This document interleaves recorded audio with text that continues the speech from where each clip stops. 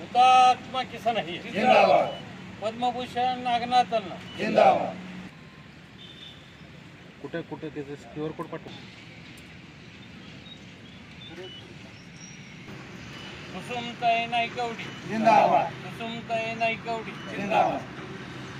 Doctor Swati Sarode madam, माननीय श्री अशोक गोलपडे ज्येष्ठ पत्रकार, माननीय श्री आदर्श माता, आदर्श मुख्याध्यापिका, थोर समाजसेविका, सर्वांना परिचित आहे।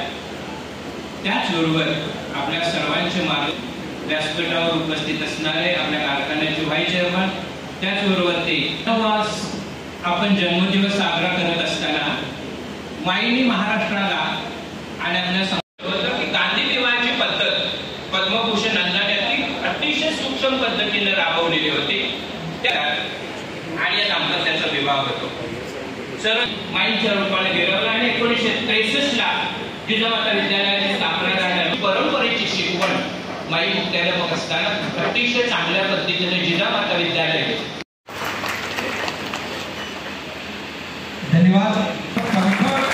आणि बहुजनवादी पत्रकार म्हणून त्यांचा परिचय आहे, त्यांचा विषयांवर ते सातत्याने सामाजिक माध्यमांवर लेखन करतात आणि इतकंच नव्हे, शोध निबंध त्यांच्या नावावर जे प्रसिद्ध झालेले आहेत त्या PhDच्या गाईड आहेत आणि सोशल वर्कर म्हणून त्यांचं काम सुद्धा खूप मोठं आहे। दुसरे आजचे पाहुणे आहेत कराडकर साहेब, यांचे आणि आपल्या परिवाराचे गेल्या 2 पिढीचे खूप मोठे गहरे संबंध आहेत। कारण कराडकर दादा आणि पद्मभूषण अण्णा यांची मैत्री तुम्हाला सर्वांनाच माहिती आहे। आणि दुसरे प्रमुख पाहुणे आहेत आदरणीय घोरपडे सर, अण्णांच्या सर्व चळवळीमध्ये एक हिरिरीने भाग घेणारे आणि अण्णांच्या परिवर्तनाच्या सगळ्या चळवळी अगदी जवळून पाहणारे एक ज्येष्ठ पत्रकार आणि डाव्या पुरोगामी विचारावरती मजबूत लेखनशैलीची पकड असणारे पत्रकार म्हणून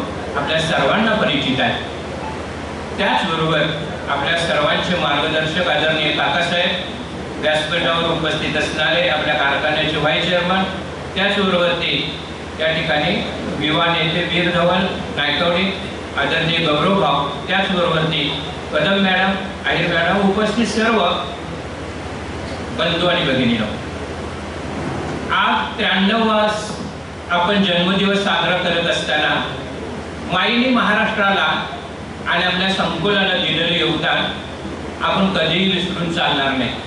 कारण महाराष्ट्रामध्ये कृतिशील समाज सुधारकाचा खूप मोठी मजबूत परंपरा आहे आणि त्यामध्ये पद्मभूषणांना आणि माई यांचा उल्लेख आपल्याला करावाच लागेल। कारण माईंचं तसं पाहायला गेलं तर जन्म 1932चा आहे आणि शिक्षण पूर्ण झाल्यानंतर जे 1949ला विवाह माईंचा होतो तो एक आदर्शवत आहे। कारण पद्मभूषण अण्णांनी क्रांतिसिंह नाना पाटलांनी 1943ला प्रतिसरकार महाराष्ट्रामध्ये उभं केलं होतं सातारामध्ये। देशामध्ये अनेक ठिकाणी प्रतिसरकार होतं, पण या प्रतिसरकारचं आगळं वेगळं वैशिष्ट्य होतं की गांधी विवाहाची पद्धत पद्मभूषण अण्णांनी अतिशय सूक्ष्म पद्धतीने राबवलेली होती। त्या गांधी विवाहाच्या पद्धतीनं कोल्हापूरमध्ये मुख्याध्यापक अय्यर सरांच्या घरी एका साध्या पद्धतीने सुताचे आहार आपल्या गळ्यामध्ये घातले जातात आणि या दाम्पत्याचा विवाह होतो।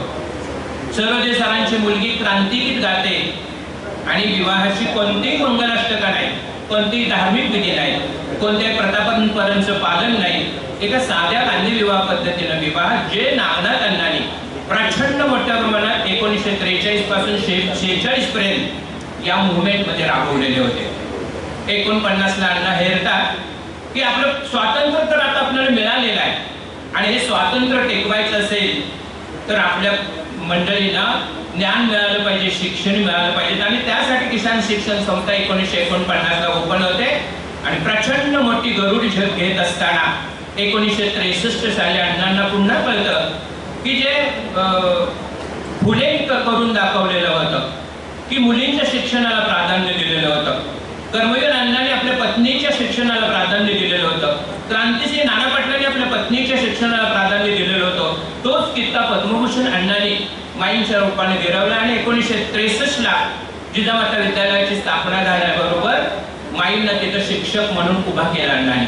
कारण ही मुलींचं प्रबोधन झालं पाहिजे, कारण स्वातंत्र्य मिळालंय, रांगावाडा गोष्टी काढा, यातून ही बाहेर आल्या पाहिजे, 4 भिंती सोडल्या पाहिजेत आणि मुलींना बाहेर आणून सक्षम शिक्षण देण्याचा प्रयत्न 1963 ते 65 ते 90 पर्यंत अगदी सेवानिवृत्त होईपर्यंत माईने एकीकडे शैक्षणिक अलग उंचावलेला होता, एकीकडे क्रांतीचे धडे अगदी शिस्तबद्ध पद्धतीनं आणि भारतीय परंपरेची शिकवण माई मुख्याध्यापक असताना अतिशय चांगल्या पद्धतीने जिजामाता विद्यालय हे महाराष्ट्राचे एक मॉडेल विद्यापीठ तयार करण्यामध्ये माईने खूप मोठा सक्रिय सहभाग नोंदवला.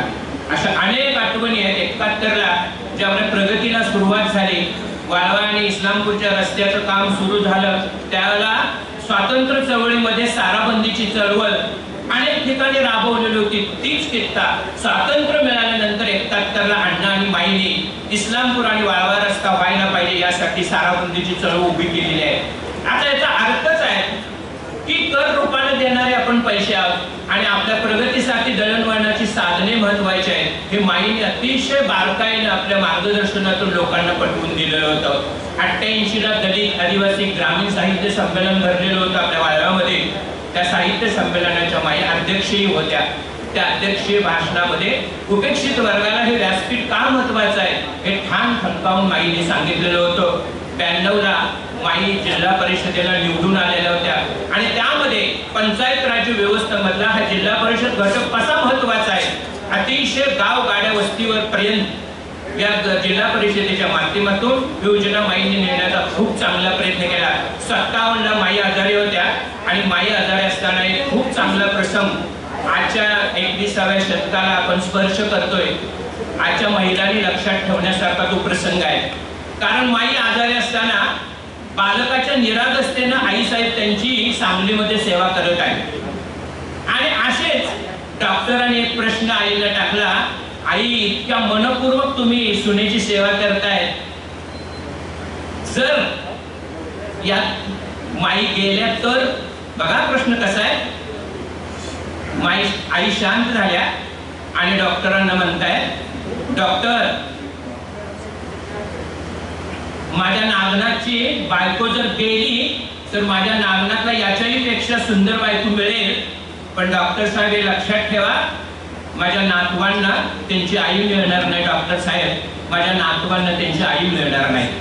अण्णांनी प्रचंड मोठ्या चळवळी उभा केल्या.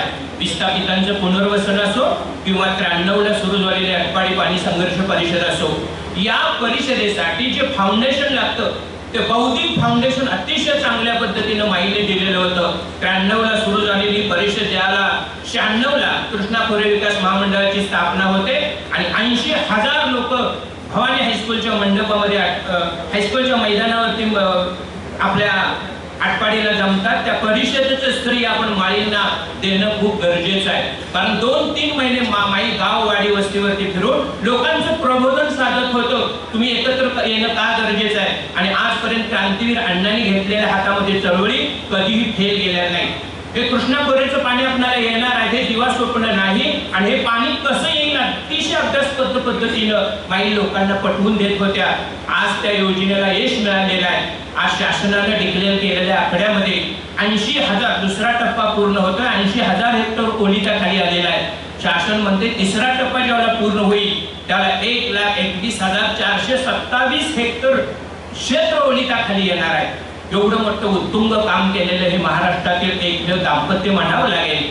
माईंचे अनेक प्रसंग असे आपल्या डोळ्यापुढे आहेत. कारण आज इथं उपस्थित असणारी मंडळी सगळी आपल्या घरचीच आहे.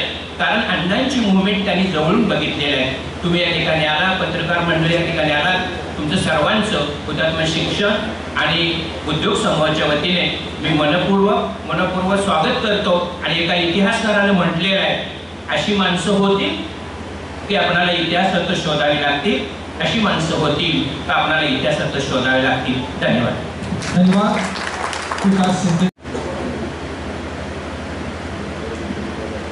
तुम्हा सर्वांच्या परिसरात यांच्या जयंती आहे आणि या कार्यक्रमासाठी प्रमुख पाहुण्या आपल्यातच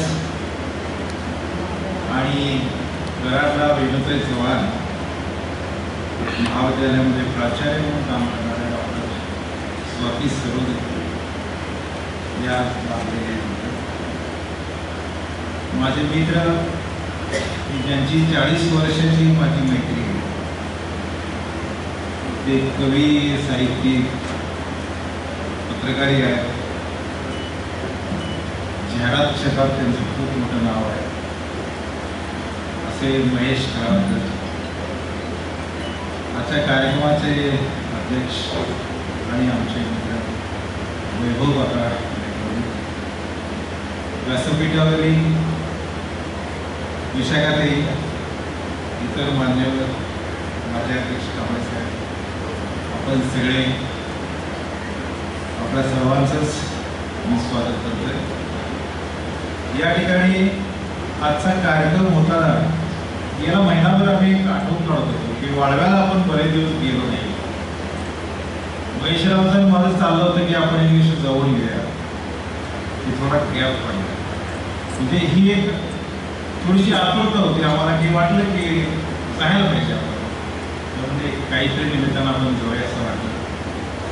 तोपर्यंतच काकांचा एक दिवशी फोन आला आणि म्हणाले की असं असं आपण माईंच्या जयंतीनिमित्त कार्यक्रम घेतोय, सरोदे मॅडम येणार आहे आणि महेशराव तुम्ही येणार आहे. आणि तो योग आज या ठिकाणी जमलेला आहे. आज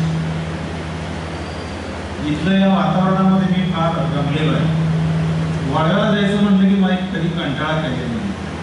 आमच्या काकासाहेबांनी सांगितलं, मुलाखत किती वाजता? पहाटे 5 वाजता. मी सांगलीत, तुम्ही सांगितलं की मला असं विचार 3 वाजता सांगलीत गाडी यायची आणि तिथून मी इकडे यायचो. 5 वाजता, बरोबर 5 वाजता मुलाखत सुरू, म्हणजे सुरू. 6 वाजता संपायची. मला मोठा ग्लास गरम दुधाचा, थोड्या वेळा नाश्ता आणि मग मला परत ते 9-9:30 पर्यंत मला सांगलीला पोचवायचे आणि मी 10-10:30 वाजता माझ्या ऑफिसला जायचं. म्हणजे माझ्या ऑफिसमधली कुठलीही अडचण त्यांनी मला कधी येऊ दिली नाही. कधी रात्री 12 वाजता आलो आणि कधी पहाटे 5 वाजता आलो. एवढं हे आमचं नातं आहे. हे 30-35 वर्षापूर्वी लोकसेवेची निवडणूक चाललेली होती आणि त्याचा प्रचार कराडच्या लोकसभा मतदारसंघाचा खूप धडाक्यात चालू. आणि वाळव्याच्या लोकांचा प्रचार म्हणजे काही साधी गोष्ट नाही. तुम्ही विधानसभेला जिवंत सिंह आणलेला, त्यामुळे त्याची चर्चा सगळी महाराष्ट्रावर नव्हे तर देशभर चाललेली होती. लोकसभेच्या निवडणुकीचा थोडा पण असाच उडलेला होता आणि मी येडे निंबाळेला अण्णांची सभा होती आणि मी त्या ठिकाणी त्यांना भेटायला गेलो होतो. ही त्यांची आणि माझी पहिली भेट होती. आणि या भेटीत तिथे विहीर होती, विहिरीवरती भरपूर झाडं होती. अण्णासाहेब जेवण करून बसले होते आणि थोडीशी विश्रांती त्यांची नेहमीप्रमाणे. ती विश्रांती झाली आणि मी त्यांची मुलाखत घेतली निवडणुकीच्या निमित्ताने. ही त्यांची आणि माझी पहिली मुलाखत. त्या पहिल्या मुलाखतीपासून मी जवळपास 35 वर्ष त्यांच्या अनेक मुलाखती घेतल्या, अनेक सभा केल्या आणि मी त्यांचा कधी होऊन गेलो मला कळलं नाही. की 80व्या वाढदिवसाच्या निमित्तानं महेशराव मी प्रसिद्धीचं काम बघत होतो आणि वेगवेगळ्या समित्या स्थापन केल्या होत्या आणि प्रसिद्धी कमिटीचा मी अध्यक्ष होतो. आणि महेशराव माझ्यावरती लेख गोळा करायचे, दैनिकांना द्यायचे, विशेषांक काढायचे, असं बरंच काम होतं. आणि त्या कामासाठी आम्ही आदल्या दिवशी रात्री 11:30 पर्यंत आम्ही दोघं बसलो होतो महेशरावच्या कार्यालयात. 11:30 वाजता आम्ही घरी जाणार दोघंही. महेशराव म्हणून तेव्हा मोबाईल नव्हते आमच्याकडे, आपण एक असपुरे का म्हणतात. आता 11:30 वाजले, 12 पर्यंत आपण इथंच थांबूया आणि बरोबर 12 वाजता आपण अण्णासाहेबांना फोन करूया. बरोबर 12 वाजता लँडलाईनवरनं आम्ही अण्णासाहेबांना फोन केला, त्यांचं शुभेच्छा दिल्या. एवढे हसले ते. पहिला फोन आहे मध्ये त्यांचा वाढदिवसामध्ये. पाठीपासून भेटीसाठी रांगा लागलेल्या होत्या. आम्ही जेवायला सकाळी आलो तेव्हा आम्हाला कळलं की शेकडो लोक आम्हाला सांगत होते, अरे तुम्ही दोघांनी पहिला अभिनंदन केलं, अण्णासाहेब सगळ्यांना सांगितलं. एवढा हा जिव्हाळा होता.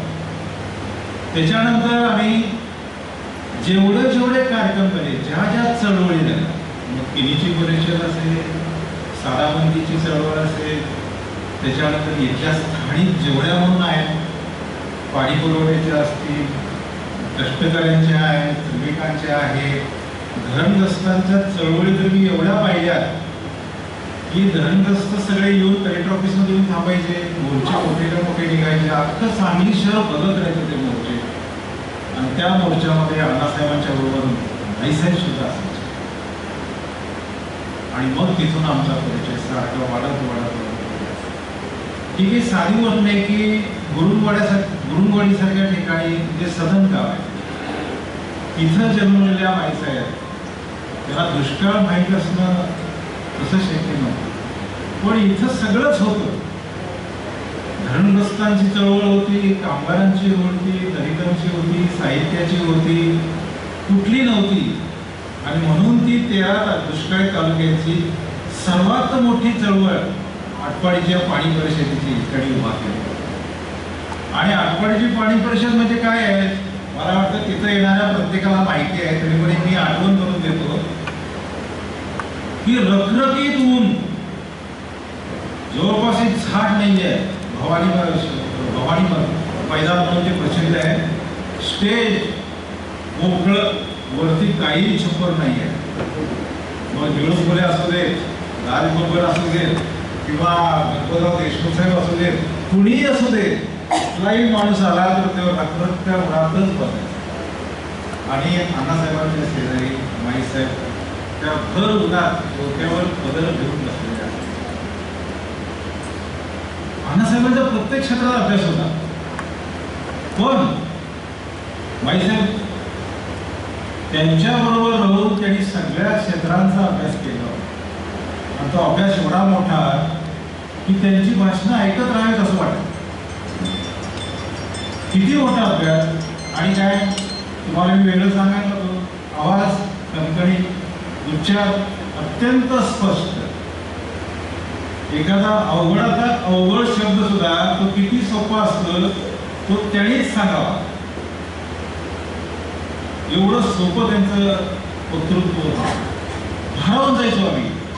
आणि कार्यक्रम कितीही मोठा असू द्या त्यात त्या अत्यंत करारीपणानं, स्पष्टपणानं आणि अभ्यासानं बोलायचं. आज आपण जे देशभर किंवा महाराष्ट्रामध्ये महिलांच्यावर झालेल्या अत्याचाराबाबत आपण बोलतोय, जे आपण पाहू नये ते पाहतोय, वाचू नये ते वाचतोय. अशा काळात बाई काय बोलले असतात, त्याला जाहीर फाशी द्या म्हणजे असतात. एवढं कणखरपणा त्यांच्यामध्ये मुळातच तयार झालेला होता.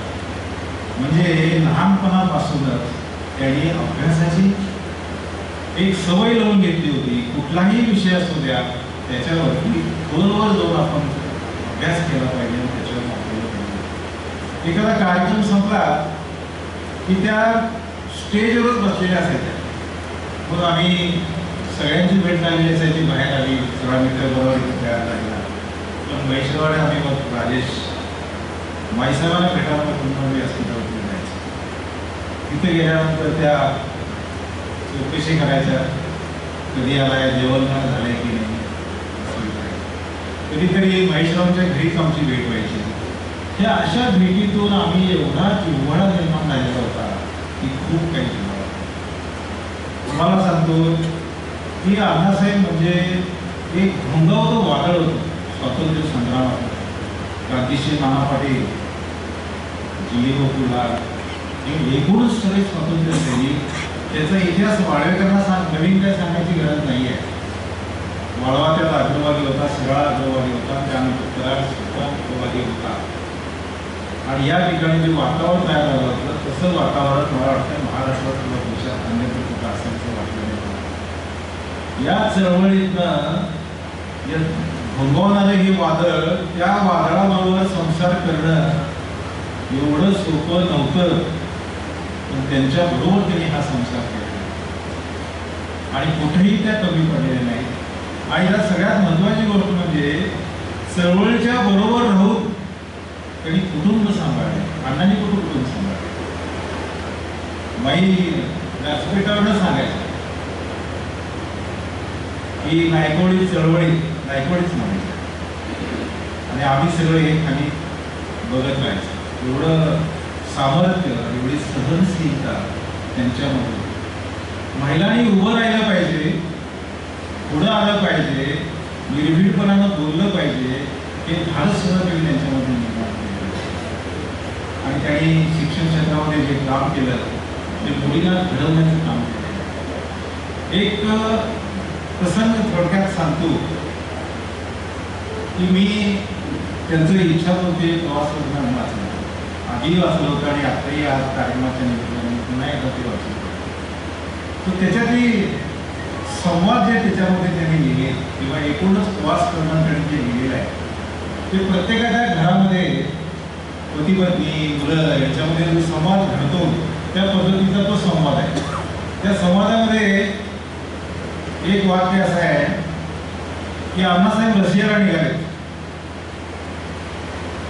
तयारी चालू आहे. कामगारांच्या अण्णांच्याकडे पैसेच नसायचे. रशियाला जायला पैसे कुठून गोळा करायचे, कर्मचाऱ्यांच्याकडून आणि कुठून असे जुळवाजुळव सुरू झालेली आहे. हे माईसाहेबांना कळालं, एकटेच झाले. माईसाहेबांनी सांगितलं, एक दिवशी ऑफिसमध्ये बसले होते, समोर येऊन बसल्या आणि त्यांचं बोलणं संपल्यानंतर म्हटल्या की मी का आले माहिती आहे का. क्षणभर गप्प बसले आणि म्हणाले, थोडं हसले आणि म्हणाले, मला माहिती आहे तुम्हाला रशियाला यायचं आहे. म्हणजे हो, मग काय तयारी केली आहे. ते म्हणाले की अण्णासाहेब म्हणाले की आत्ता तुम्ही नको, पुढच्या वेळा बघू. म्हणजे पुढच्या वेळा म्हणजे पुन्हा बघू असा त्यांचा शब्द आहे, पुन्हा बघू. तर बाईसाहेब म्हणाल्या, पुन्हा नाही, आत्ताच. आत्ता येते पण पुन्हा मी येत नाही असा त्यांनी डाव काढला. आणि मग तेवढ्याही अण्णा बदले नाही. त्या दिवशी त्यांना होकार मिळालेला नाही. मग त्यावेळेच्या अण्णासाहेबांच्यावर काम करणाऱ्या लोकांच्या माध्यमातून त्याला पुन्हा निरोप टाकले, निरोप पाठवले, पण त्या निरोपाला ही उत्तरं राहिली. आणि मग त्यांनी काय केलं की ह्या सागाव्यावरून ते ऐकत नाहीत म्हणल्यानंतर चिठ्ठीचा प्रयोग केला आणि चिठ्ठी पाठवली, मला रशियाला यायचं आहे, मला रशियाला यायचं आहे. तरीही काही उत्तर नाही. पुन्हा मग एक दिवशी अण्णासाहेबांचा निरोप आला, जर रशियाला यायचं असेल तर त्याला पासपोर्ट तयार करायला लागतो आणि पासपोर्टसाठी फोटो लागतात, ते फोटो तेवढे काढून घ्या. इथं माईसाहेब लिहिलं आणि त्यांच्याबरोबर त्या रशियाला जाऊन आले. गंमत अशी आहे की माणसं, आत्ताची माणसं कोण रशियाला जाऊन आले असतील, सिंगापूरला जातील, दुबईला जातील, जगभर फिरून येतील आणि सांगतील काय तुम्हाला, तर मी रशियाला राहू काय, सिंगापूरला काय संशयच नसते, दुबईला काय शिस्त आहे, वाहतुकीची शिस्त आहे, आपल्याला काही पण नाही आहे. हे सुंदर आहे, ते सुंदर आहे, ते सुंदर आहे, हे सांगत असतो. माईसाहेबांनी संपूर्ण रशियाचा दौरा त्याची टिपणं काढली.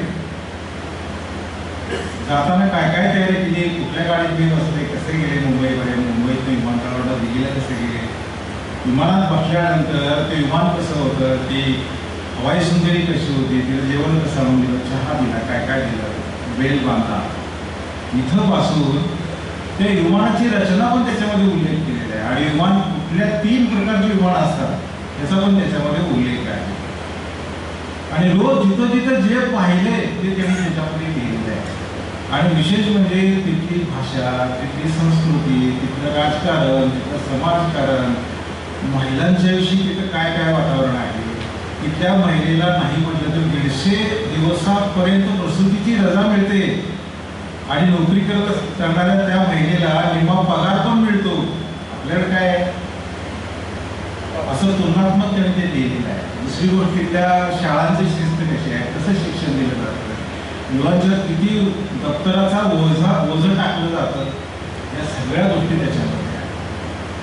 तिथलं पीक पाणी आहे, तिथल्या इमारती आहेत, काय नाही असं नाही आहे. सगळ्या गोष्टींचा उल्लेख त्या पुस्तकामध्ये आहे.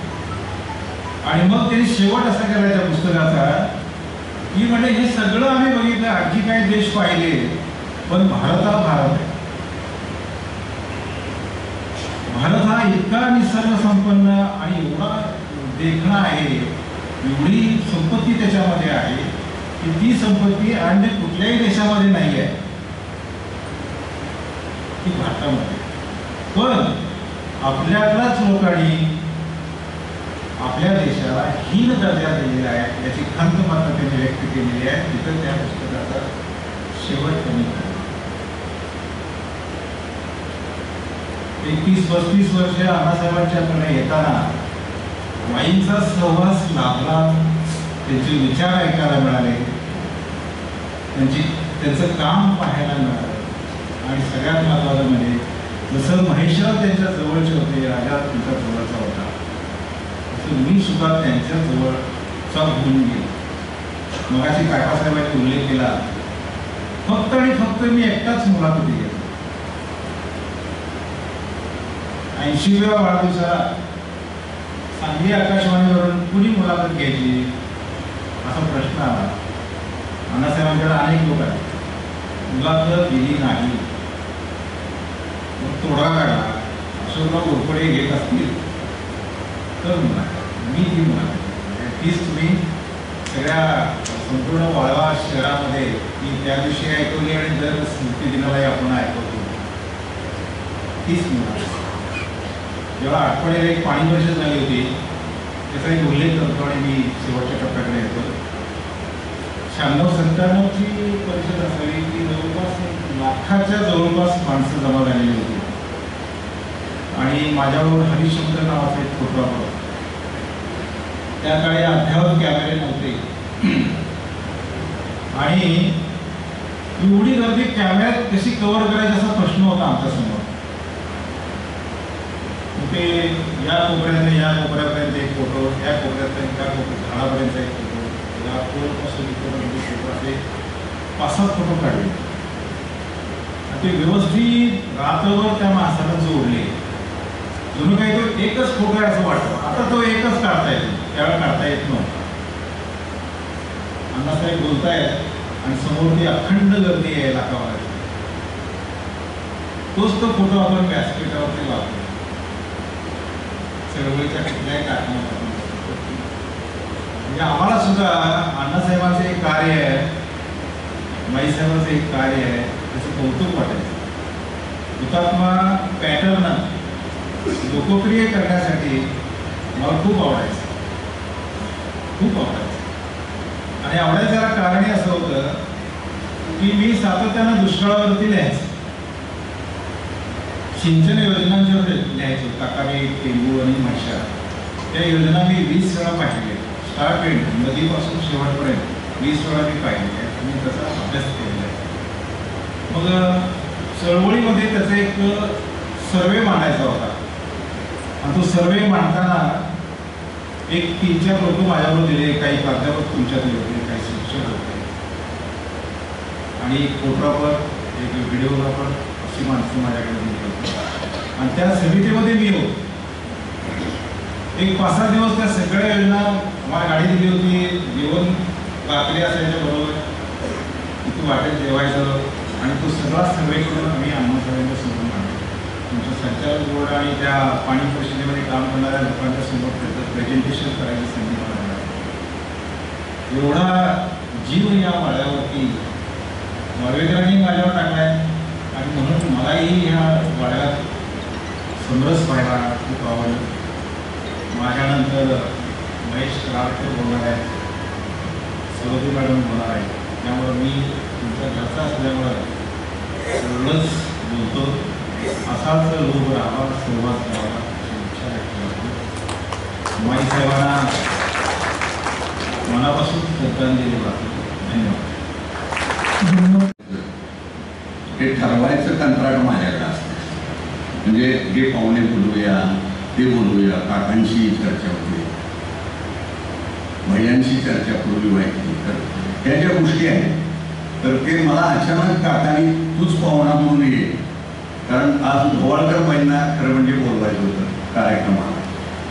कारण भवाळकर बाईंचे आणि नायकवडी कुटुंबियांचे फार चांगले संबंध गेल्या 50-60 वर्षांचे असलेले. तर आम्ही ठरवलं होतं की आज बाईंना बोलवायचं, पण काही कारणांनी आज बाई सत्कार शिवाजी युनिव्हर्सिटीमध्ये ठेवलेला आहे. तर त्यांच्या जागी म्हणले मग तूच ये आता. म्हणजे असं म्हणजे उद्या समजा आपल्या एखाद्या कुटुंबात काहीतरी घरगुती कार्यक्रम आहे आणि घरच्या यजमानाला सांगितलं किंवा घरच्या एखाद्या मुलाला सांगितलं की आज तूच पाहुणा कार्यक्रमाला, तसं आज माझं थोडं झालेलं आहे. मी काही वक्ता नाही आहे, पण वक्ता असण्यापेक्षा या घराशी, या गावाशी माझं एक नातं जोडलं गेलेलं आहे. ते नातं माझ्या आई वडिलांनी आणि अण्णांनी आणि त्यांच्या कुटुंबियांनी, लक्ष्मीबाई नायकवडी म्हणजे आपल्या सगळ्यांच्या आई, या सगळ्यांनी जोडलेलं ते नातं आहे. माईंच्या चरित्र परवा वाचत होतो मी, त्यात एक किस्सा होता की डी पाटील नावाच्या सरांनी त्यांना सांगितलं की ते क्रेमलिनच्या चौकातली माती घेऊन या, असा त्यांना किस्सा सांगितला. आणि त्या माती घेऊन आल्या तिथं सगळीकडे बर्फ पडत होतं आणि तिथली माती म्हणजे जिथं जगातली पहिली क्रांती झाली त्या क्रांतीच्या जागेवरची माती, जिथं तिथल्या हुतात्म्यांचं रक्त पडलेलं आहे अशी ती माती जुने, असं त्यांच्या सहकार्यांनी, डी पाटील मला वाटतं नाव आहे त्यांचं, असं उल्लेख आहे त्यांनी. तर त्यांनी ती माती मागवली आणि त्या माती घेऊन आल्या आणि त्यांच्या लक्षात आले की आपण बर्फच घेऊन आलो आणि तो बर्फ हळूहळू वितळत गेला आणि अगदी चिमूटभर माती त्यात राहिली. तर ती त्या घेऊन आल्या. म्हणजे आपल्या सहकार्यांची वैचारिक क्षमता जाणणाऱ्या, त्या क्षमतेला अनुसरून आपली कृती करणाऱ्या अशा माई, त्यांचे संस्कार आमच्या लहानपणी आमच्यावर घडले. ते खरं तर आमचं आता अण्णा पण पूर्वजन्म मानायचे नाहीत, मी मानत नाही, पण तरी म्हणावं असं वाटतं की आपण सवयीनं म्हणतो की पूर्वजन्मीला आमच्या काहीतरी ते संचित आहे. म्हणून आम्हाला अण्णांसारखी माणसं भेटली. मला म्हणजे जसं त्यांनी ती माती आणली तशी मी कधीतरी पूर्वीच त्या वाळव्यातली माती घेऊन माझ्या घरात ठेवलेली आहे, लक्षात ठेवा. कारण माझे वडील आणि अण्णा यांच्यामध्ये इतकं प्रेमाचं आणि प्रेमाच्या पलीकडचं विश्वासाचं नातं होतं. ते किती विश्वास एकमेकावर असावा याची एक साधी गोष्ट अशी आहे की ते एकमेकांच्या सह्या करायचे आणि ते जे भूमिगतांना जी पत्र जायची, समजा अण्णा तिथं नसतील तर अण्णांच्या सहीचं पत्र नामदेव कराडकर किंवा वसंतदादा पाटील लिहून द्यायचे. कारण त्या त्या भागातल्या कार्यकर्त्यांना तिथं पोचणं, दरवेळी अण्णा अवेलेबल असणं शक्य नसायचं किंवा वसंतदादा अवेलेबल असणं शक्य नसायचं, तर त्यांनी असे आपले डुप्लिकेट्स तयार केले होते. अण्णा आणि शिवाजी महाराज हे फार काही वेगळे आहेत असं मला वाटत नाही. कारण अण्णांचा काळ आणि शिवाजी महाराजांचा काळ वेगळा होता. शिवाजी महाराजांनी जेवढं धाडस केलं, जेवढ्या कृत्या वापरल्या, जेवढे गनिमी कावे केले तेवढेच गनिमी कावे अण्णांनी केले, अगदी शेवटच्या श्वासापर्यंत केले. कारण काँग्रेसच्या पट्टीच्या बाहेर जाऊन एखादा कारखाना उभा करणं एवढी सोपी गोष्ट नव्हती आणि आज तर त्याच्याही पलीकडचं वातावरण आहे. तर अशा वातावरणामध्ये सुद्धा आपल्याला अण्णासाहेबांचं चरित्र हे प्रत्येकाला प्रेरणा देणार आहे. त्यातून प्रत्येकाने काहीतरी शिकायला पाहिजे असं ते चरित्र आहे. इतकं लगेच आपण घाबरून जाण्यासारखी परिस्थिती नाही आहे.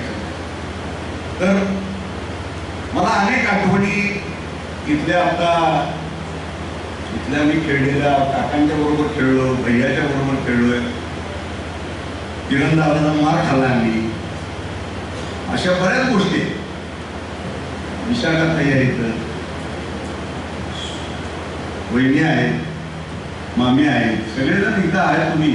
पण तो जो काळ होता ना, तसा काळ म्हणजे आपल्या आयुष्यातला प्रत्येकाचं ज्याचं बालपण समृद्ध असेल तो माणूस आपोआप हळूहळू समृद्धतेकडे जायला लागतो आणि त्यातला थोडासा खारीचा वाटा या वाळव्याच्या मातीचा माझ्यासारख्या माणसाला किंवा माझ्या कुटुंबातल्या माझ्या भावंडांना सुद्धा मिळालेला आहे असं म्हणायला हरकत नाही. कारण ते जे धाडस आहे ते एक तत्वांच्या बरोबर राहण्याची जी वृत्ती आहे ती आज मला एक सांगा की किती माणसं आपण या ठिकाणी आहोत की कुणाच्या आई वडिलांची कुणाच्या आजी आजोबांचं नाव घेतलं जातं, कुणाच्या आजी आजोबांची चर्चा होते, कुणाच्या जयंत्या मयंत्या होतात, आपल्या कुणाच्याही होत नाही. पण आज लक्ष्मीबाईंची जयंती होते, अण्णांची जयंती होते. कारण ही माणसं स्वतःसाठी जगलेली नाहीत. लक्षात घ्या, स्वतःसाठी जगणाऱ्या माणसाचं कुणीही पुढं लक्षात ठेवत नाही, पण जो लोकांसाठी जगला त्यांची चरित्र त्यांचंच आठवणी माणसं लक्षात ठेवतात. आणि याचं उत्तम उदाहरण म्हणजे माई आहे, याचं उत्तम उदाहरण म्हणजे अण्णा आहे. अण्णा म्हणजे माझ्या मते अगदी भर दुपारच्या सूर्याच्या तळपत्या उन्हात राबणारा एक माणूस होता. आणि जेव्हा सूर्य डोक्यावर असतो तेव्हा त्याची सावली बाजूला पडत नाही. लक्षात ठेवा, त्याची सावली तुमच्या पायात असते आणि ती सावली माई होत्या. त्यांना सावली अण्णांना कधी मिळाली नाही आणि अण्णांनी सावलीचा कधी नाद केला नाही. ते कायम त्यांना घर मिळालं तरी ते वरांड्यात राहिले शाळेच्या. मी परवा एक किस्सा लिहिला अण्णांचा. त्यांच्या आमदार निवासाच्या खोलीत मी राहायला होतो 3 महिन्यासाठी. आणि अण्णा चिठ्ठी द्यायची माणसांना, आज नायकोडी बाळासाहेब येत आहेत, त्यांना राहायला जागा द्या. ते आमदार निवासात त्यांची 125 नंबरची खोली होती. आणि मला अचानक पहिली नोकरी मुंबईला लागली आणि मला मुंबईत कुठं राहायचा प्रश्न आला. सांगलीतला माणूस मुंबईत जाऊन आता कसा तिथं जगणार. मग दादा म्हणाले, अरे नागनांची खोली आहे तिथं राहा. म्हणलं ते अण्णांनी सांगायला पाहिजे. मग म्हणले ते मीच सांगतो. मग त्यांनी सांगितलं, अण्णांची चिठ्ठी घेतली तेव्हा मदन वाघमारे तिथं राहा. मदन वाघमारे खोलीची व्यवस्था बघायची. तिथं 2 खोल्या होत्या, एक मोठी खोली आणि बाहेर एक थोडंसं त्यांना चर्चा करण्यासाठी वरांड्यासारखी खोली. आणि त्या खोलीत मी ज्या दिवशी गेलो त्या दिवशी 10-12 माणसं झोपलेली होती. म्हणजे त्यांनी तेवढ्या माणसाला चिठ्ठ्या दिल्या की ह्याची राहायची व्यवस्था करा, ह्याची राहायची व्यवस्था करा, ह्याची राहायची व्यवस्था करा. असं करत ती 10-12 माणसं चिठ्ठ्या घेऊन त्या खोलीत जिथं सापडे तिथं पेपर अंतरून काहीतरी अंतरून झोपलेली होती. एक 8 दिवस गेले आणि रात्री 1:30 वाजता अण्णा आले. आणि अण्णांनी बेल वाजवली. बेल वाजवल्यावर मी जागा होतो, मला वाचायची सवय असल्यामुळे मी एकटा जागा होतो 1-1:30 वाजता. मी उठून दार उघडलं तर बाहेर अण्णा. आज बघतोय तर आज सगळी माणसं झोपलेली, सगळ्यांच्या घोरण्याचे आवाज टिपेला पोचले. ह्या परिस्थितीमध्ये अण्णांना खोलीत या आणि त्यांनी आज बघितलं आणि मला म्हणजे असू असू मला काय कळेल आता असू दे म्हणजे जाणार. मला म्हणजे ते टिपॉयवरचा पेपर दे. त्यांनी पेपर घेतला आणि ती गेली. माझं काय झाडं झालं नाही. खोली बंद केली आणि 15-20 मिनिटांना हळू दार किलकिलं करून बाहेर मान काढून बघितलं तर त्या कुठंच मला अण्णा कॅरिडॉरमध्ये दिसले नाही. म्हणून मी थोडं जवळ बघितलं तर त्या दाराच्या बाहेरच पेपर अंथरून आपल्या दंडावरती डोकं ठेवून हा माणूस शांतपणे झोपला. असा एक आमदार आज तागायत आहे का की अशा पद्धतीनं बाहेर कॅरिडॉरमध्ये झोपलाय आणि त्याची जनता आतमध्ये शांतपणे झोपलेली आहे. इतकं मुलांसारखं प्रेम करणारा हा माणूस होता. आणि हे प्रेम, हे जगावर असलेलं प्रेम ते एकट्या माणसाचं होतं का, तर त्याला पाठबळ तसं असल्याशिवाय. आपण म्हणतो की प्रत्येक यशस्वी पुरुषाच्या मागं एक स्त्री असते. अण्णांच्या मागं जर माई नसत्या तर अण्णा तसे राहिले नसते. हे लक्षात घ्या. माईंचं जे योगदान आहे, त्यांनी जे घर सांभाळलेलं आहे, त्या 5 मुलांचं, त्यांच्या भावांचं आणि त्यांच्या आजूबाजूच्या सगळ्या लोकांचं, शेजार पाजाऱ्यांचं, हे करणं इतकं सोपं नाही. आणि अण्णांचं कुटुंब लहान नव्हतं. जसं सांगलीत माझ्यासारखी 4 कुटुंब त्यांची अण्णांची लागेबांधे असलेली होती, तशीच कुटुंब प्रत्येक गावामध्ये अण्णांच्याशी संपर्कात असलेली होती. त्याशिवाय माणूस इतका मोठा होत नाही. लक्षात ठेवा की प्रत्येकासाठी त्या माणसानं काही ना काही केलेलं होतं, प्रत्येक माणसानं त्यांच्यासाठी काहीतरी केलेलं होतं. इतकं करणं आज आपल्याला शक्य नाही. परवा शंतनू नायडूची मी मुलाखत ऐकत होतो की जे रतन टाटांच्या बरोबर ज्यानं आयुष्य अगदी त्या लहान मुलाला रतन टाटाने घेतलं आणि ते आयुष्यभर त्यांची सेवा केली टाटांची, असा तो मुलगा आहे. त्याची परवा वाचनाबद्दलची जी एक मुलाखत लागली होती, त्याची आई पण शिक्षिका होती. तर त्यानं एक किस्सा सांगितला आणि तो मला माईंचाच किस्सा आहे असं वाटतं की त्यांना असं सांगितलं की आमची आई ही घरात मास्तरीण असायची आणि शाळेत आई असायची. म्हणजे शाळेतल्या मुलांना ती आईचं प्रेम द्यायची आणि आमच्यावरती मात्र शिस्तीचा बडगा असायचा. माई अगदी तशाच होत्या. माईंच्या पेक्षा सुद्धा काका किरण दादा असतील किंवा भैया असतील किंवा विशाखाताई असतील, या सगळ्यांना वाढवण्याचं जगवण्याचं काम त्यांची मोठी जाऊबाई ज्या होत्या शामराव दादांच्या मिसेस, आपण त्यांना काकी म्हणायचं भावसाका, तर त्या काकींनी सगळ्यांना सांभाळल्या, भाकरी करून घातल्या आणि हे घर मोठं झालं. इतकी त्या घरातला जो एकोपा होता, भावाभावाचं जे प्रेम होतं आणि तेच भावाचं प्रेम त्यांचं बाहेर पण होतं, म्हणजे नुसतं घरात होतं मर्यादित नव्हतं. आमच्या घराची वास्तुशांती होती, तुम्हाला सांगतो तर आमच्या घराची वास्तुशांती 3 दिवस चाललेली होती आणि ते 3 दिवसाच्या आधी 15 दिवस वाळव्याची आजी आमच्या घरात येऊन राहिली आणि ती सगळं हँडल केलं होतं. आणि त्या दिवशी एक दिवस वसंतदादा मुख्यमंत्री होते आणि वसंतदादा येणार होते. तर वसंतदादा येणार आहेत म्हटल्यावर नियोजन बघा त्या माणसाचं काय होतं. आज आपल्याला हे शक्य नाही. अण्णांचं नियोजन असं असायचं की नामदेव कराडकरला घेऊन या असं जर सांगितलं तर नामदेव कराडकरांच्या घरी गाडी यायची. त्या गाडीमध्ये जयराम मामा, महमूदभाई, वसंतराव पवार सर, दत्ता काका, ही सगळी माणसं त्या गाडीत येणार. ही जीप असायची. त्यांना सांगितलं जायचं की नामदेव इथं नाही आहे. तर ते कुठं आहे, तर ते गेले कोल्हापूर. तर त्यांनी परत जायचं नाही, त्यांनी कोल्हापूरला नाही. कोल्हापुरात कुठे तेवढी कोण हा एकमेव आणि ते सगळ्याच्या घरात नव्हते. तर त्या माणसांनी परत जायचं नाही, हा अण्णांचा पहिला हे होता खाक्या. तर अशा वातावरणातली माणसं होती. ते जर सांगितलं मुंबईला गेले तर मुंबईला जायचं, 4 दिवसांनी तू परत येणार, नामदेव कराडकर घेऊन यायचं. तू परत यायचं नाही, नुसतं परत यायचं नाही. ही जी पद्धत आहे ना, हे कामावरची निष्ठा. आणि तुम्हाला सांगतो पाणी परिषदेमध्ये माझे वडील अण्णांच्या अगदी जवळचे होते.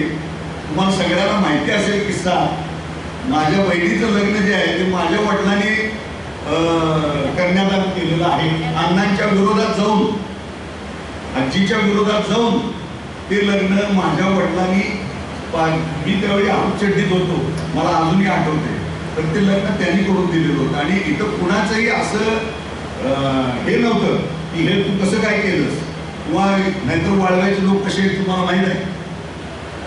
पण त्या सगळ्या लोकांच्या पुढं उभं राहण्याची नैतिक ताकद त्या माणसाने मिळवलेली होती. ते प्रेम मिळवलेलं होतं, तो विश्वास मिळवलेला होता. आणि जर माई त्या दिवशी तिथं दादांच्या समोर रडल्या नसत्या, दादा आमच्या माईंना नावानं हाक मारायची. अगदी मला आठवते सगळ्या गोष्टी की नावानं हाक मारायचे, राखी बांधून घ्यायचे. हे सगळं जे त्यांचं नातं होतं ना, हे आपल्या सगळ्यांच्या विचाराच्या पलीकडे. अशी माणसं बघायला मिळणं, मी नाना पाटलांच्या मांडीवर 1 मिनिट बसलो असेल पण माझं आयुष्य सार्थकी लागलं आज असं मला वाटतं.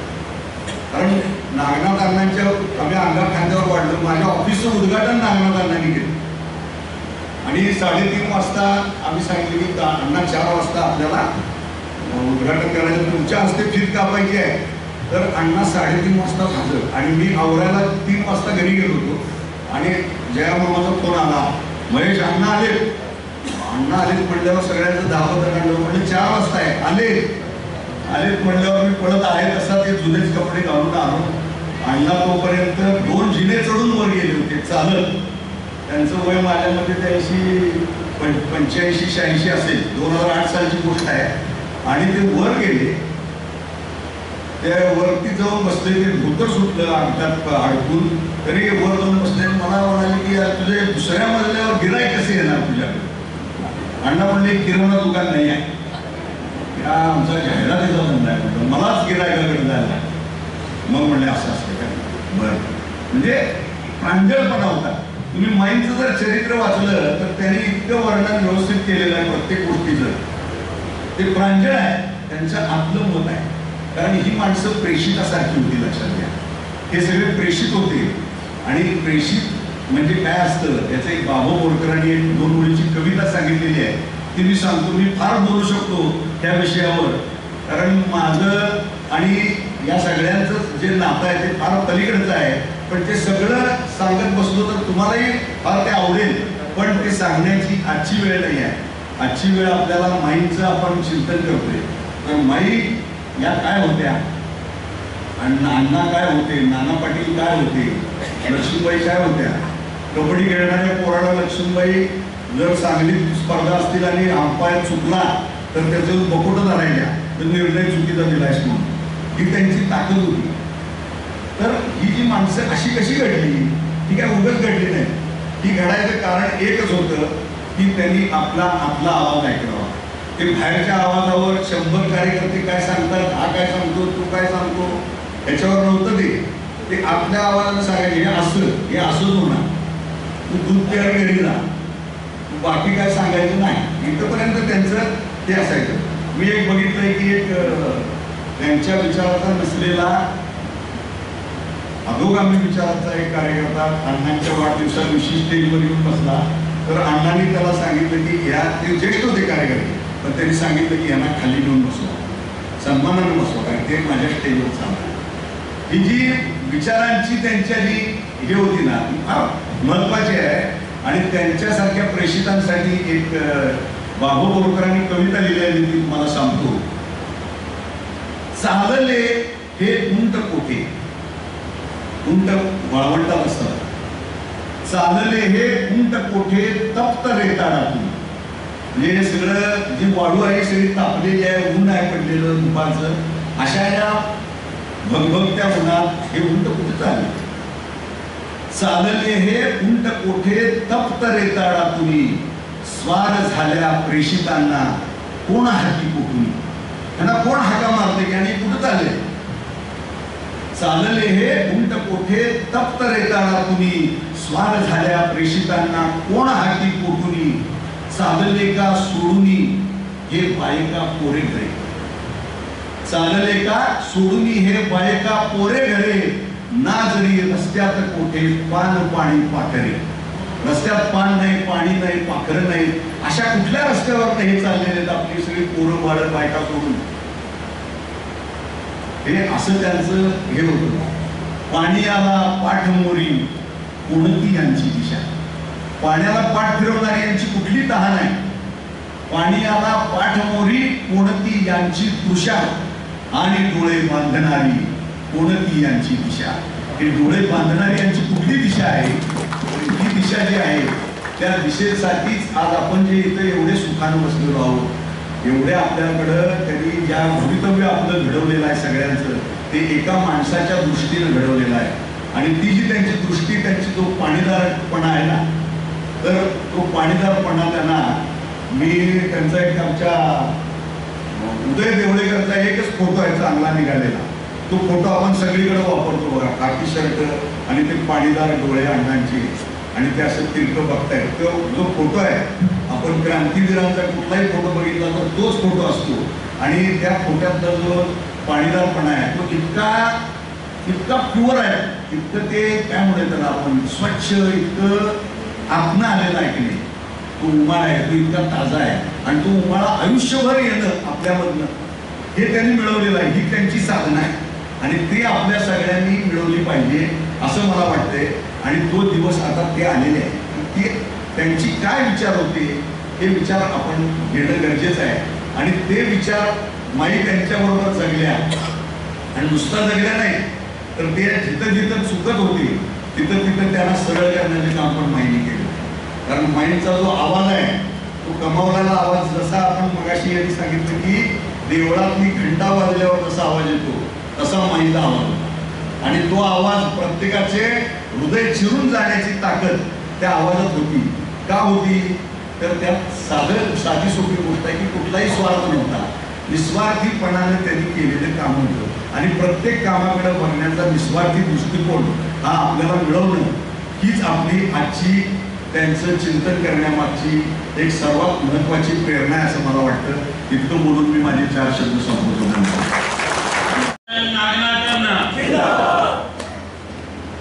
कुसुमताई नाईकवडी आईची 93वी जयंती यासाठी उपस्थित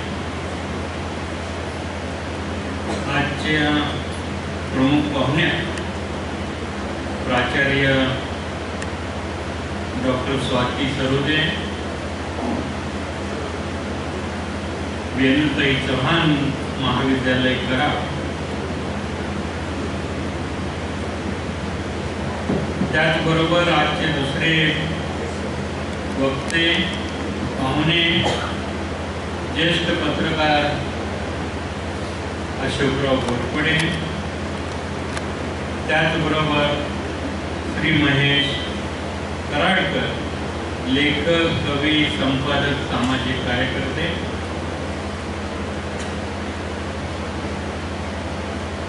आणि आपण सर्व जीवाभावाचे सहकारी बंधू भगिनी. तर आता आई बाबतीमध्ये त्या सगळ्या वक्त्यांनी खूप सांगितलेलं आहे, बोललेलं आहे.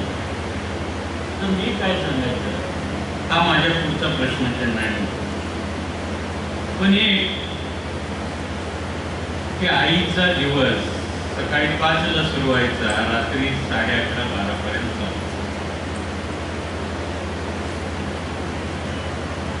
मिरजच्या कन्या विद्यालयामध्ये बहुजन समाजातली ती एकटीच होती आणि तिचा कायम पहिला क्रमांक. वक्तृत्व, ड्राफ्टिंग, इंग्लिश, मराठी, हिंदी अत्यंत चांगलं होतं. ती खूप प्रेमळ होती पण कठोर पण होती.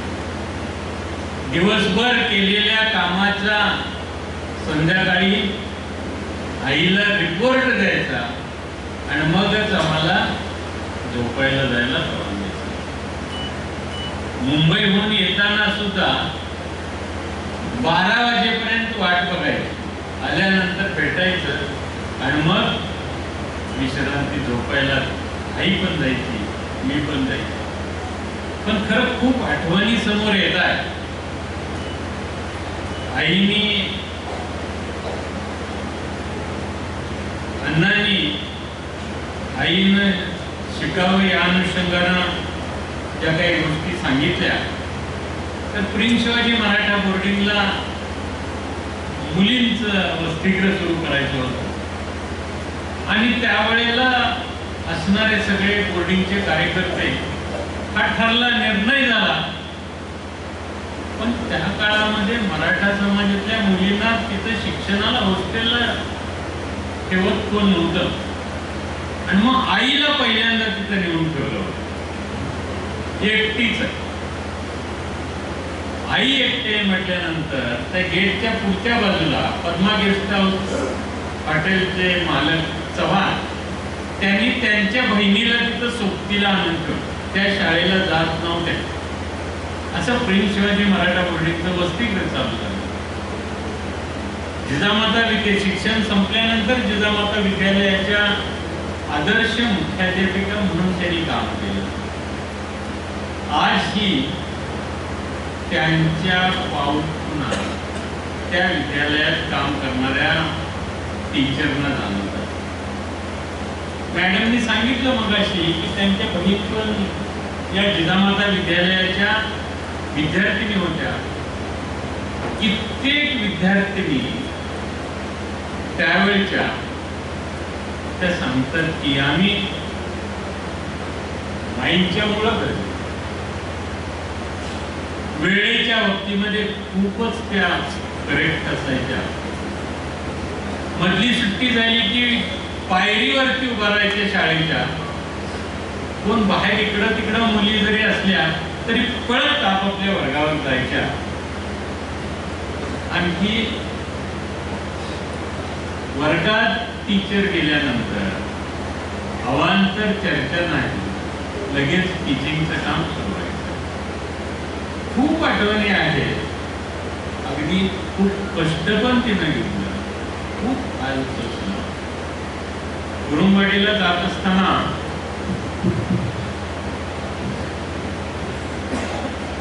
तेव्हा आजच्या पाहुण्याने जे सांगितले त्यामधल्या जे आपल्या आयुष्यासाठी असते त्याचा आपण स्वीकार करावा. महेशनं सांगितलं तर महेश पण आणखी राजू वगैरे सगळी सुट्टीला पण आम्ही एकत्रित असायचो, पोहायला विहिरीला जाण्यापासून सगळं. पण चुली पुढं बसून आईच्या भाकरी दोन्ही ते खायचो आम्ही. जेव्हा जे प्रवास वर्णन लिहिलेलं आहे ते सगळ्यांच्या पर्यंत पोहोचवण्याचं काम करेनच. पण त्याचबरोबर शेवटच्या टप्प्यामध्ये आईनं काही लिखाण केलेलं आहे. अर्थात त्या संदर्भामध्ये आम्ही ते प्रसिद्धी करण्याच्या बाबतीमध्ये मध्यंतरी प्रयत्न केला. जवळपास एक वर्षभर माळगी सरांच्याकडे होतं तपासायला. त्यानंतर SR पाटील सरांनी पण ते चेक केलं. पण आता निदान पुढच्या जयंतीपर्यंत त्यातल्या काही त्रुटी वगैरे ज्या असतील त्या दुरुस्त करून तिथे प्रसिद्ध करायचे ठरवले. कदाचित त्यात साहित्यिक म्हणून जरा कमी असेल कदाचित, किंवा साहित्यिकांचा स्पर्श कमी असेल, पण प्राचार्य दिनकर पाटील खरंच एक म्हणजे अत्यंत, ते पण कुंडलच्या क्रांतिसेन नाना पाटील बोर्डिंगमध्ये राहून शिक्षण घेतलेलं, आणि त्यांनी इच्छाशक्तीचं जे प्रकाशन आहे ते पण त्यांनी केलं. या पुस्तकाच्या बाबतीत मध्ये सुद्धा ते मध्ये जे भेटेल त्यावेळेला विचारलं ते काय झालं, ते काय झालं, किंवा ते जे पुस्तक आहे ते पण आपण लवकरच प्रकाशित करूया. खूप वाचनाची सवय, डोळ्याचा त्रास झाला म्हणून अनिल कुलकर्णी डॉक्टर जे आहेत त्यांना इतक्याकडे घेऊन गेलो. त्यांनी सांगितलं मला जेवण नसलं तरी चालेल, मला वाचनाचं पाहिजे, कारण वाचनासाठी आवश्यक मला डोळ्यांची गरज आहे. आपल्यापैकी सुद्धा बऱ्याच सिनियर कार्यकर्ते मंडळींना माहिती आहे. शेवटी लेन्स वगैरे बसवल्या, पण भीम मोठं ते पुस्तकांच्या ओळी सगळ्या वाचायचे, शब्द वाचायचे, त्यातले जे महत्वाचं वाटले त्याची नोट म्हणजे टिप्पण करायच्या. वर्तमानपत्र दररोजच्या दररोज वाचून त्यामधल्या महत्वाच्या काही बाबी असतील त्याच्या नोट करायच्या. आल्यानंतर त्या गोष्टी मला सांगायच्या, इथपर्यंत बारीक करायच्या. कुठं काही गेल्यानंतर त्या ठिकाणी जर नाविन्यपूर्ण काही दिसलं तर अगदी, म्हणजे गोव्याला गेल्यानंतर डॉक्टर अप्पासाहेब माने, आपल्याला मंडळी माहिती असेल जुनी, अप्पासाहेब मानेंच्याकडे आई आणि काकी गेल्या तर त्या ठिकाणी वेगवेगळ्या कलरचे, वेगवेगळ्या साईजचे शिंपले हे तिला आवड, ते सुद्धा आणले. अखेरपर्यंत तिनं ते सांभाळले. जे आपल्याला आवडतंय तेच तिनं केलं. आणखी खरं जाऊ म्हणून 40 वर्ष एका ताटात आई आणि काकी जेवायची, एकच ताट 40 वर्ष. आणि खूप असे प्रसंग वेगवेगळे.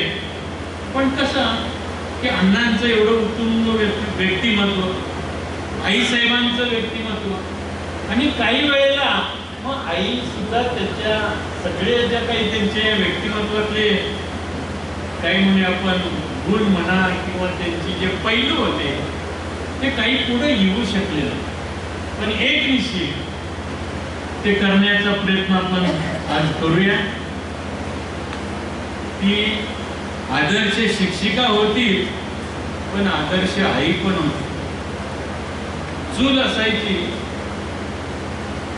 आणि भाकरी करत असायची आणि आम्ही भावंड पुस्तक घेऊन त्या पुढं बसलेलं असेल आणि त्यामधून शुद्धीकरण असेल, इंग्लिशचे शब्दांचं पाठांतर असेल आणि तिथे कडेला आपल्याला माहिती आहे आज आता गॅसवरचं सगळं काम करत आहे, चुलीच्या शेजारलाच जोंधळ्याच्या कडब्याची ताटं पण असायची, चुलीला झाड घालायला. चुकलं की त्यातलं चिपळ असेल ते आमच्या कुणाच्या तरी ज्याचं चुकेल त्याच्या डोक्यात बसायचं. म्हणजे अशा सगळ्या घटना. आणि खरंच आईच्या बाबतीमध्ये किती बोलावं, ती आईच होती.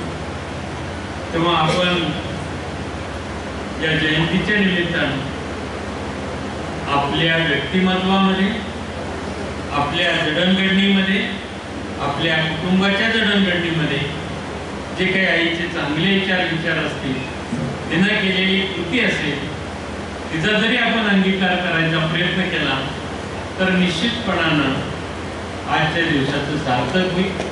थोरा मोठ्याची जयंती साजरी करत असताना त्यांचं काम, त्यांचं कष्ट, त्यांची दिशा ही विसरून चालत नाही.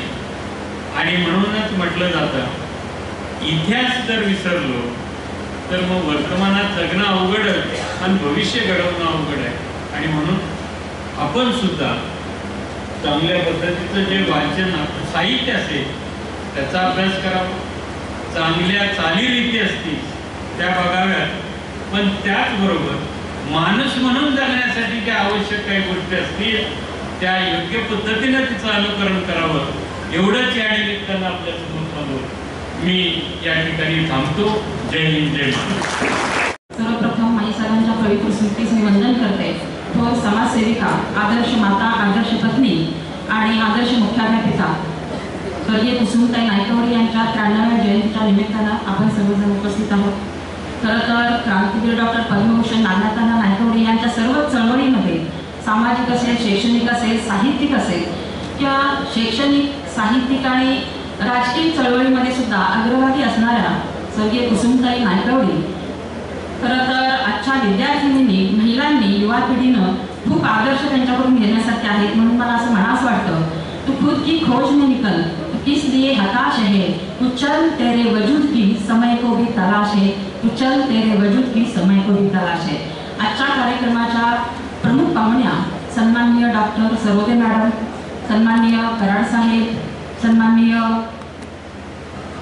घोरपडे साहेब, त्याचबरोबर आजच्या कार्यक्रमाचे अध्यक्ष सन्माननीय वैभव काका नायकवडी आणि त्याचबरोबर माजी मुख्याध्यापिका जिजामाता विद्यालयाच्या विशाखाताई कदम मॅडम, त्याचबरोबर सुषमाताई नायकवडी मॅडम, त्याचबरोबर युवा नेते गौरवभाऊ नायकवडी, वीर धवल, त्याचबरोबर केदार नायकवडी असतील आणि आपल्या माळवा पंचक्रोशीतील सर्वच हुतात्मा परिवारावरती आणि हुतात्मा शिक्षण आणि उद्योग समूहावरती प्रेम करणारे सर्व ज्येष्ठ आणि श्रेष्ठ, त्याचबरोबर हुतात्मा उद्योग समूहातील सर्व आजी माजी पदाधिकारी, कर्मचारी, शिक्षक, शिक्षिका, पत्रकार बंधू यांचं हुतात्मा शिक्षण आणि उद्योग समूहाच्या वतीनं मी हार्दिक आभार व्यक्त करते. जय हिंद, धन्यवाद.